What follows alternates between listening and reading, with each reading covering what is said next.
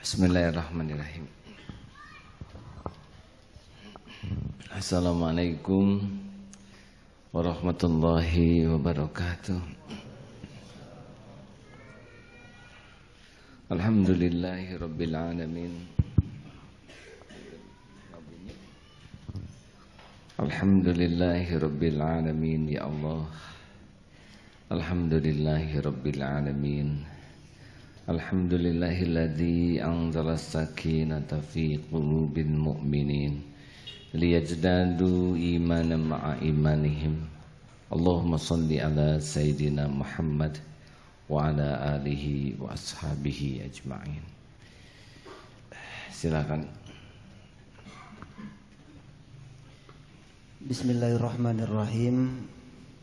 Al-Hikam nomor 223. La tanfa'uhu ta'atuka wa la tadurruhu ma'siyatuka wa innama maraka bihadhihi wa nahaka an hadhihi lima ya'udu alaika. Tidak berguna bagi Allah taatmu dan tidak mudarat, tidak bahaya pada Allah maksiat dosamu. Dan sesungguhnya Allah menyuruh kamu berbuat taat dan melarang kamu dari maksiat atau dosa. Itu adalah untuk kepentinganmu sendiri.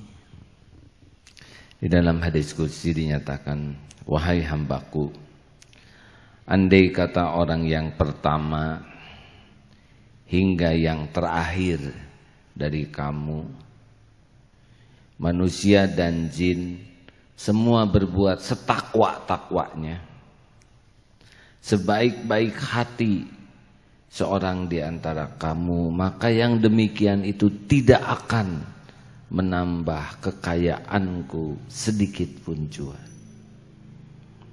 Dan sebaliknya, jikalau semua itu berbuat jahat, sejahat-jahat perbuatan di antaramu, maka semua itu tidak akan mengurangi kerajaanku sedikit pun jua, kecuali seperti berkurangnya air laut diambil dengan jarum, tidak ada yang terambil. Wahai hambaku, sesungguhnya amal perbuatanmu aku catat untukmu, kemudian aku serahkan kembali kepadamu. Maka siapa yang mendapat kebaikan, hendaklah dia mengucap alhamdulillah, dan siapa yang mendapati keburukan, hendaklah jangan menista kecuali dirinya sendiri. Saudaraku sekalian, Allah penguasa langit dan bumi, pemilik segala-galanya, total, sama sekali tidak membutuhkan apapun. Manusia tidak ada apa-apanya. Kita hanya makhluk yang hidup di dunia ini sebentar. Dunia ini dibanding matahari saja sudah tidak ada apa-apanya. Apalagi makhluk yang ada di dunia ini. Tidak ada apa-apanya sama sekali. Tidak ada apa-apanya sama sekali. Kita hidup sebentar. Mungkin menurut kita 50 tahun, 60 tahun lama. Tapi dengan umur dunia saja tidak ada apa-apanya. Tidak ada apa-apanya. Dan apa yang bisa dilakukan manusia? Kita hidup sebentar, sibuk-sibuk, mati. Tidak bawa apa-apa. Dunia tetap saja di sini. Sebelum ada kita, dunia di sini. Kita mati, dunia tetap di sini. Tidak bawa apa-apa. Benarkah? Kita dulu lahir, nangis, tergeletak, nanti tua, mati. Jangan, ya. Biasakan kalau sedang mendengar ilmu, lebih wajib.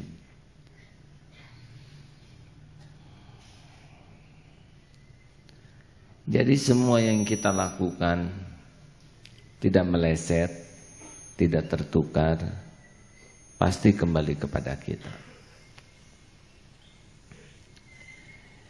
Kita tidak bisa menyalahkan siapapun kalau terjadi keburukan menimpa kita. Karena setiap dosa yang kita lakukan seperti menebar ranjau di depan kita. Seperti menebar pisau yang tajam, paku yang tajam di depan kita. Seperti melempar granat yang siap meletus di depan kita. Dan kita pasti menginjaknya. Adakah yang tertukar? Wa may ya'mal mithqala dzarratin khairan yarah wa may ya'mal mithqala dzarratin syarran yarah. Setiap kali kita berbuat maksiat, kita siapkan di depan kita ini, kita tabur segala hal yang akan mencelakakan kita, yang akan menggelisahkan, yang akan melukai hati, yang akan menyakiti, yang akan membuat pahala kita habis. Semua. Dan ditebarkan di depan, akan kita injak tepat. Karena tiap dosa pasti ada catatannya dan pasti kita yang memikulnya. In ahsantum ahsantum li anfusikum wa in asatum falaha. Ma asabaka min hasanatin faminallah wa ma asabaka min sayiatin famin nafsik. Sudah jelas sekali ini. Jadi kalau kita mau tahu siapa yang mencelakakan diri kita, siapa yang membuat kita gelisah, siapa yang membuat kita terhina, siapa yang membuat kita sengsara, siapa yang membuat kita celaka, tiada lain dan tiada bukan diri kita sendiri. Orang lain tidak bisa mencelakakan kita. Kalaupun benar ada yang mencelakakan kita, pasti dengan izin Allah. Dan pasti tidak merugikan kalau kita menyikapi dengan benar. Ma asaba min musibatin fil ard wala fi anfusikum illa fi kitabim min qabli an nabra'aha inna dzalika 'alallahi yasir. Tiada satupun musibah yang menimpa di bumi maupun pada dirimu kecuali sudah ada di Lauh Mahfuz. Nah, apa kaitannya di Lauh Mahfuz dengan dosa yang kita lakukan? Karena kita wala in kafartum, mirip tidak kufur, maka sudah ada di Lauh Mahfuz. Orang yang kufur nikmat itu kena azab. Sudah ada di sana. Kalau kita pelit, sudah ada takdir yang diberikan Allah untuk orang pelit. Buat yang matanya maksiat, sudah ada di Lauh Mahfuz, hatinya jadi keras. Buat yang bergibah, sudah ada catatan di Lauh Mahfuz, pahalanya akan diambil. Buat yang sombong, sudah ada catatannya di Lauh Mahfuz. Semua yang kita lakukan, kalau kita milih kebatilan, udah ada catatannya apa yang bakal menimpa kita. Makanya wasari'u ila magfiratin mir rabbikum wa jannah. Bersegera kepada ampunan Allah. Jadi gampang sekali sebetulnya kalau kita ingin tahu nasib yang bakal menimpa kita. Lihat apa yang kita tebar di depan kita. Dan saudara-saudara, dari mulai balik itu sudah bertebaran ranjau yang akan kita injak. Enggak mungkin diinjak orang lain. Karena setiap perbuatan kembali kepada pembuatnya. Jadi kita harus punya waktu nih untuk memikirkan ranjau apa yang kita tebar di depan kita dari mulai balik dan mati-matian tobat supaya jinak ranjaunya. Kalau tidak, sudah hidup kita hanya bakal menginjak penderitaan, menginjak kepahitan, menginjak kesengsaraan, menginjak kenelangsaan. Tapi kenapa ada orang yang soleh banyak masalah lahiriah, batinnya tidak bermasalah? Ada lama parah, badannya sakit, hatinya tidak sakit. Dibuat oleh Allah tidak gentar dengan sakit. Mungkin kita pernah dengar ada seseorang di radio yang sakitnya cuci darah, tapi oleh Allah dibuat hatinya tidak merasa sakit, malah senang. Karena cuci darah inilah yang membuat beliau jadi lebih baik imannya dibanding waktu sehat. Berapa banyak orang yang badannya sehat, tapi nelangsa hatinya. Perih, makanan disiapkan, tempat tidur nyenyak, batin hancur, remuk, nelangsa, bingung, galau. Apa enggak lebih repot siksaan ini? Di internet diceritakan tentang tahanan Palestina yang ditangkap Israel. Ada yang mendekam di sana sudah lebih dari 30 tahun. Sampai disebut oleh kawan-kawannya Raja Sabar. Karena memang tidak akan dilepaskan seumur hidup. Bayangkan, tidak pernah jumpa keluarganya 36 tahun, 30 tahun lebih. Menurut kita menderita. Tetapi bagi siapapun yang diberikan rasa asyik dengan Allah, sebetulnya jumpa dengan orang itu malas hadirin. Kecuali tugas untuk dakwah, tugas untuk manfaat. Siapapun yang punya orang yang dicintainya, dia akan senang dengan yang dicintainya. Benarkah? Coba lihat orang-orang yang mabuk kepayang. Begitulah. Apalagi kalau orang sudah kenal Allah dan cinta Allah. Mungkin dengan di dalam penjara itu Quran terus hafal, hatinya dibuat mantap, doanya sampai kemana-mana.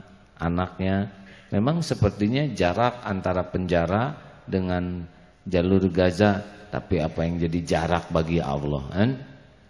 Semua titik, semua tempat dalam kekuasaan Allah secara sempurna. Doa sampai, mungkin Allah mempertemukan lewat mimpi, setiap mimpi dalam kekuasaan Allah. Luar biasa. Maka kalau saudara ingin tahu orang yang paling mencelakakan diri saudara, sering-sering bercermin, dialah. Setan bahaya. Inna syaitana lakum aduwwun fattakhidhuhu aduwwa.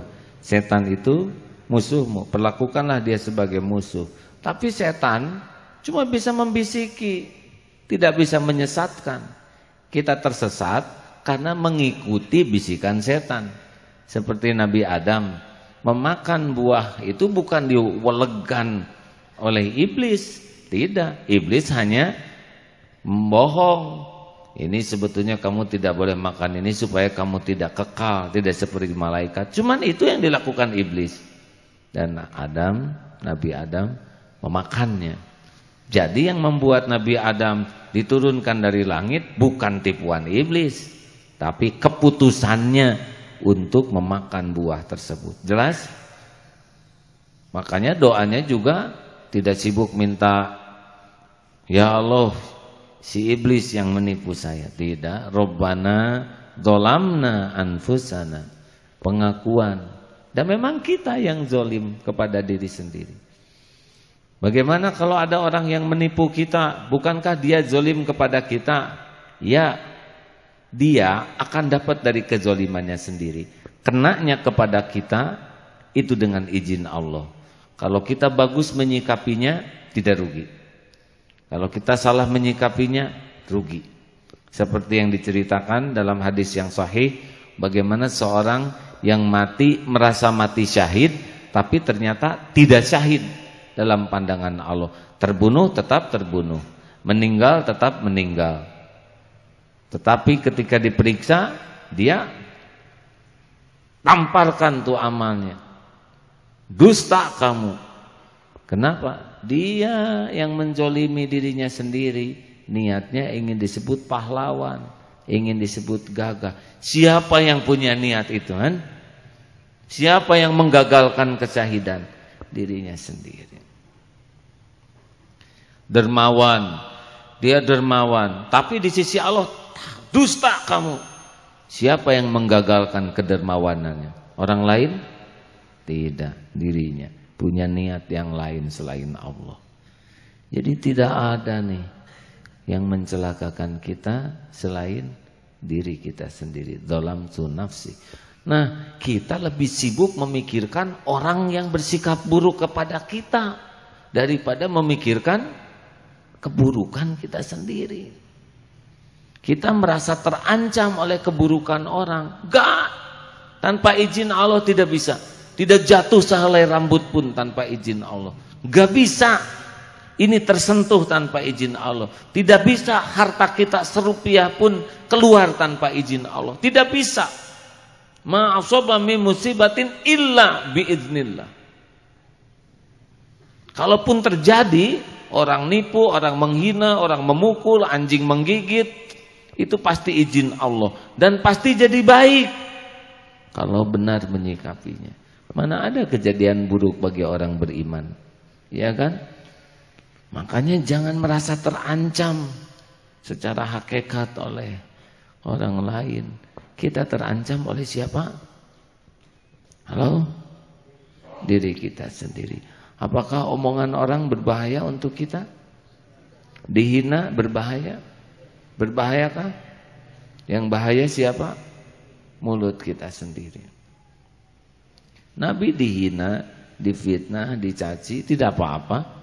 Tetap saja jalan takdir Allah. Sukses 23 tahun selesai. Benar Rasulullah memasang strategi menghadapi lawan, mengadakan musyawarah, mempersiapkan persenjataan, menggunakan baju besi berlapis. Dan itu banyak dilakukan para sahabat lainnya. Tetapi yang menggagalkan kesyahidan bukan musuhnya, dirinya sendiri. Jadi saudaraku sekalian, bagaimana mungkin yang membahayakan kita tahu tapi sibuk memikirkan yang tidak membahayakan? Kenapa kita lebih takut omongan orang kepada kita daripada takut omongan kita kepada orang? Kenapa kita lebih gentar dengan kezoliman orang kepada kita dibanding kezoliman kita kepada orang? Kenapa kita lebih sibuk mengomentari keburukan orang bukan mentaubati keburukan kita sendiri? Aneh. Kita yang mencelakakan diri dan orang lain yang kita pikirkan. Jelas? Makanya tidak usah heran bertebaran hadis, penjelasan dari Rasul bagaimana orang sibuk memikirkan keburukan dirinya sendiri. Bukan dia tidak peduli kepada orang lain, tapi apa yang bisa dilakukan untuk orang lain kalau dirinya sendiri penuh dengan penyakit. Saudara bayangkan, seseorang, saya mohon maaf ya, diberikan penyakit menular yang kalau dia bicara tertular orang lain, yang kalau dia menyentuh tertular orang lain, dan dia tetap keluar. Saya harus berjumpa dengan saudara-saudara, saya harus menjelaskan ini agar saudara sehat. Apakah dia menolong orang lain atau mencelakakan orang lain? Jawab, mencelakakan. Kalau kita penuh penyakit dan kita sibuk ketemu orang, kita nebarkan penyakit. Memang omongannya benar, tapi orang jadi berpenyakit. Sembuhkan diri sendiri, insya Allah. Kalau kita sembuh, Allah Maha Tahu. Begitu? Ada pertanyaan silakan.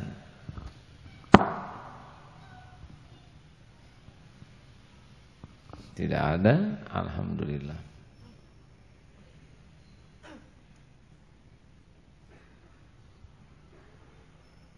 Saya berbahaya buat saudara tidak? Tidak. Saudara juga tidak bahaya buat saya. Yang membahayakan diri saya adalah dirinya sendiri. Maka kalau nanti mau membuat dosa, kita ingat ilmu ranjau tadi. Misalkan mau berbuat maksiat, mau mata tidak terjaga, itu sama dengan di depan ini kita pasang ranjau dan kita pasti nginjak dia. Beda dengan ranjau yang kira-kira, ini enggak, pasti kita injak. Kita berbohong, langsung di depan tuh sudah siap ranjau, pasti kita nginjak itu. Kita licik, pakai uang apalah yang tidak halal kita ambil, di depan sudah ada tuh bambu runcing yang akan menusuk kita. Enggak meleset, enggak meleset.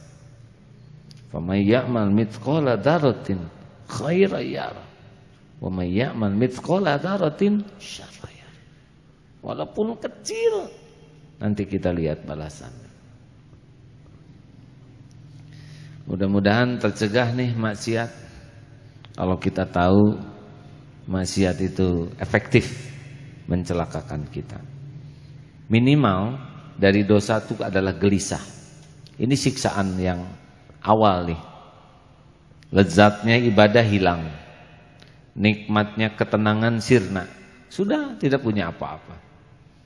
Walaupun punya uang, hati diambil ketenangan, gak tenang, gak nikmat. Karena karunia terbesar itu adalah batin yang nyaman dan mantap ngadepin hidup ini. Iya kan? Kalau hati sudah sentosa lalu mantap, sudah. Tidak ada uang, batin sentosa, yakin Allah akan mencukupi pada waktunya, cukup. Daripada uang banyak dan gelisah memikirkan, takut berkurang tabungannya, takut habis. Apalah artinya uang banyak dengan hati gelisah? Pilih. Mendingan uang banyak dan hati tenang, atau tidak punya uang hati gelisah? Saya tahu saudara khawatir memilih tidak punya uang atau hati tenang. Sudahlah, kalau tahu.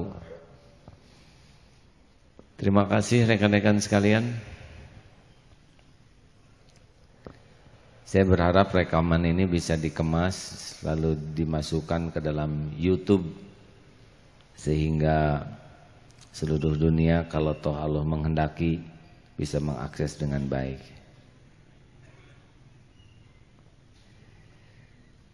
Waspada terhadap kelakuan sendiri. Waspada terhadap bicara kita sendiri. Pembicaraan orang kepada kita tidak bahaya. Jangan saudara anggap Allah lalai menjaga kita. Allah penguasa diri kita setiap saat. Buktinya kita hidup, kita sehat, Allah yang mengurus. Tidak ada sekejap pun diri kita lepas dari kekuasaan Allah, dari pengawasan Allah. Allah lebih menjaga diri kita dibanding diri kita sendiri. Allah lebih menyayangi diri kita dibanding diri kita sendiri. Buktinya apa? Buktinya ini pertemuan seperti ini masih terjadi. Padahal kita berlumur dosa. Di dalam taat, sebetulnya di dalam taat kita lebih membutuhkan ampunan Allah daripada pahala. Salat asar barusan, sebetulnya kita tidak usah sibuk memikirkan pahala, asal diampuni saja oleh Allah. Salat barusan sudah bagus. Saudara berhadapan dengan presiden, katakan presiden sudah berada di depan saudara memperhatikan. Saudara ngomong ngelantur, mikir kemana saja. Padahal kita minta mau ketemu. Apa yang saudara butuhkan dari presiden? Hadiah atau kemaafan presiden? Jawab. Lebih butuh dimaafkan. Kita ngelantur ngomong seenaknya, mikir seenaknya padahal di depannya. Sedangkan beliau misalkan memperhatikan, jangan membayangkan SBY, ini siapa saja yang jadi presidennya. Lebih membutuhkan kemaafan. Sama sholat kita barusan, lebih membutuhkan ampunan Allah atas sholat bohong-bohongan kita daripada sibuk meminta pahalanya. Kalau pahala mah nggak usah dihitung-hitung, Allah udah pasti menghitung dengan sempurna. Benarkah hadirin? Sebetulnya kita banyak basa-basi. Dalam tobat kita juga, kita lebih banyak harus minta diampuni tobat palsunya. Karena kita acting tobat sebetulnya bukan ngarep-ngarep ampunan Allah. Acting tobat supaya diakui orang bahwa kita lagi tobat. Ini kan palsu sekali. Pura-pura minta ampunan Allah, padahal sebetulnya dia ingin dianggap soleh oleh orang-orang. Berlipat nih dosanya. Memang orang tukang acting nih. Kalau actingnya acting pura-pura soleh, acting pura-pura takwa, dosanya berlipat. Kelihatannya ranjau yang dia tanam di depannya tuh akan sangat menyakitkan. Masih mending dengan dosa-dosa bukan masih mending hadirin. Dosa itu sekecil apapun dosa. Tapi beda dengan orang yang dosa tidak dikaitkan dengan agama. Dosamu balik dengan dosa orang awam pasti beda hitungannya, walaupun mungkin maksiatnya sama. Karena mubalik sudah tahu ilmunya, apalagi menyampaikannya ke orang lain, itu ditanam ranjaunya tuh yang sangat menyakitkan, merobek, meremukan. Sebaiknya pensiun kita dari mubalik kalau kita tidak waspada dengan omongan kita, kelakuan kita, tidak akan meleset.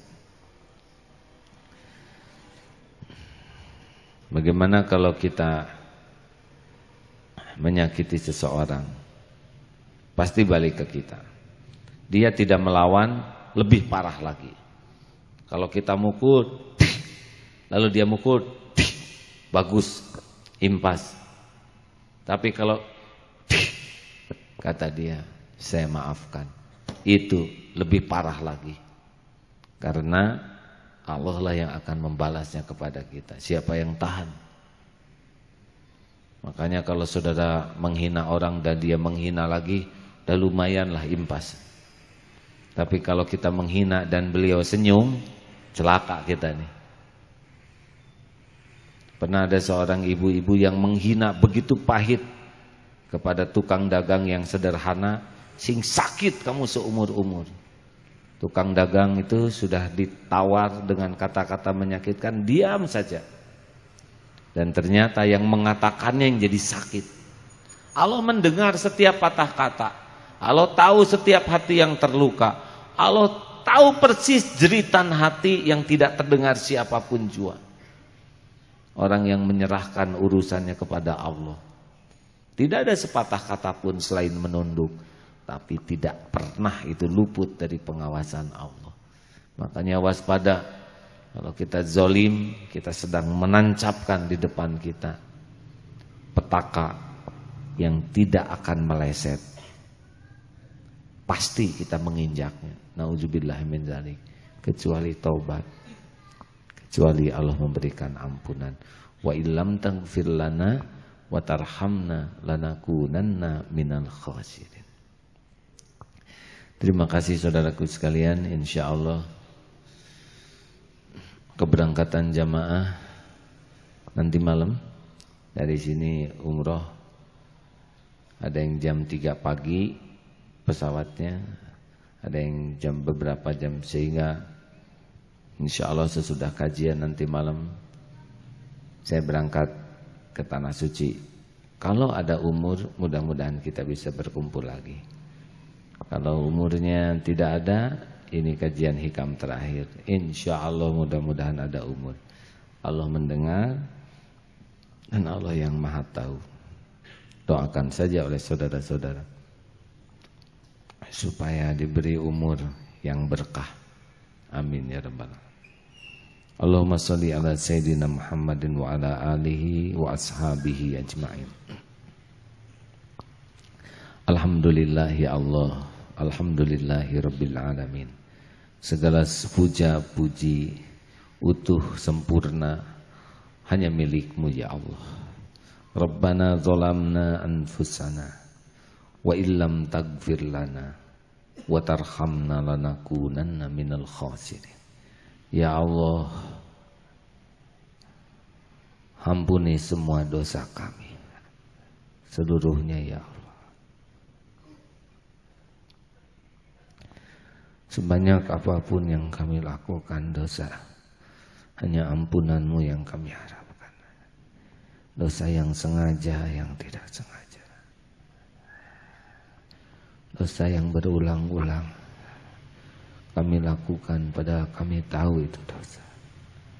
Ampuni ya Allah dosa yang sembunyi-sembunyi. Dosa yang tersembunyi di lubuk hati. Ampuni semua kemusyrikan kami, kemunafikan kami. Ampuni segala kefasikan kami, kesombongan-kesombongan kami.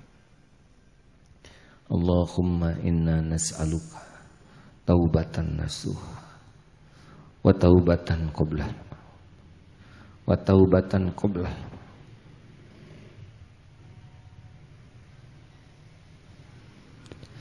wa taubatan qoblal maut wa rahmatan indal maut wa maghfiratan ba'dal maut. Allahumma hawin alaina fi sakaratil maut. Allahumma inna nas'aluka husnal khatimah wa na'udzubika min su'il khatimah. Ya Allah, ya Rahman, ya Rahim, ya Dzal Jalali wal Ikram, ya Rabbal Alamin, ya Ghafurur Rahim. Ya Allah, berkahi pesantren ini. Tempat ini milikmu. Jadikan di tempat ini berkumpul hamba-hamba yang ingin lurus mengabdi padamu. Engkau maha tahu setiap isi hati. Engkau maha tahu segala yang tersembunyi.